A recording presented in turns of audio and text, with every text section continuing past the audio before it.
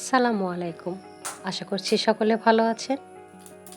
৫ মিনিটের মধ্যে তৈরি করা যায় এরকম একটি ঝটপট নাস্তার রেসিপি আজকে আপনাদের সাথে শেয়ার করব।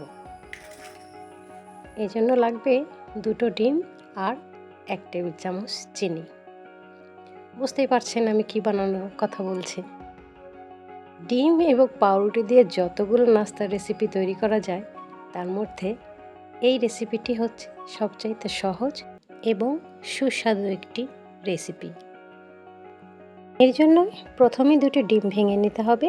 তারপর এখানে 1 টেবিল চামচ পরিমাণ চিনি দিয়ে ভালো করে ফেটিয়ে নিতে হবে।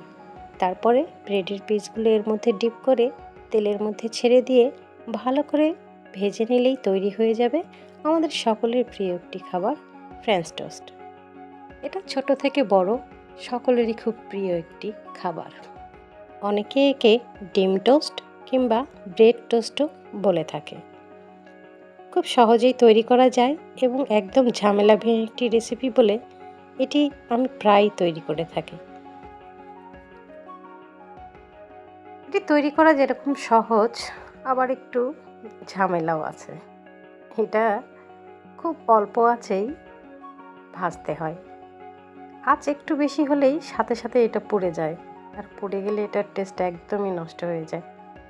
তাই এটা ভাজার সময় চুলার আঁচ একদম লোতে রেখে খুব সাবধানে ভেজে নিতে হবে, যাতে করে ব্রেডগুলো খুব বেশি পুড়ে কালচে না হয়ে যায়।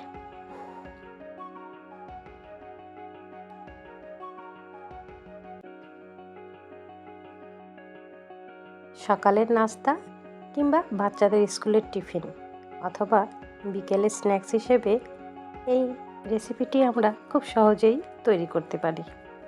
আবার ভাজার সময় এর ওপরে যদি একটি ডিমের ব্যাটার দিয়ে দিই তাহলে ব্রেডগুলো একটু ফ্লাফি হয় এবং খেতেও অনেকটা নরম স্পঞ্জি হয়।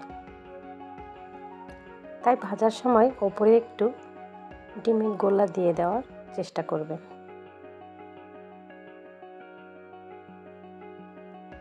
এটি এতই সুস্বাদু একটি খাবার, বিশেষ করে বাচ্চাদের খুব প্রিয় একটি খাবার। আমার মনে হয় সব বাচ্চারাই এটা খুব খেতে পছন্দ করে। এটি ডিম, চিনি এবং ব্রেড দিয়ে তৈরি করা হয় বলে এটি বাচ্চাদের জন্য খুবই পুষ্টিকর একটি খাবার। অনেক বাচ্চারা ডিম খেতে পছন্দ করে না, তাদেরকে যদি এভাবে ডিম দিয়ে ফ্রেঞ্চ টোস্ট তৈরি করে দেন তাহলে দেখবেন তারা এক নিমিষে খেয়ে উঠবে এবং বারবার এটি খাওয়ার জন্য বায়না করবে। কথা বলতে বলতে আমার সবগুলো ফ্রেঞ্চ টোস্ট ভাজা হয়ে গেল। তাহলে আর দেরি কেন, আজকেই তৈরি করে বাসার সকলকে পরিবেশন করুন ফ্রেঞ্চ টোস্ট। আর কেমন হয়েছে তা আমাকে জানাতে ভুলবেন না। সকলে ভালো থাকবেন, দেখা হবে নতুন কোনো রেসিপিতে। আল্লাহ হাফেজ।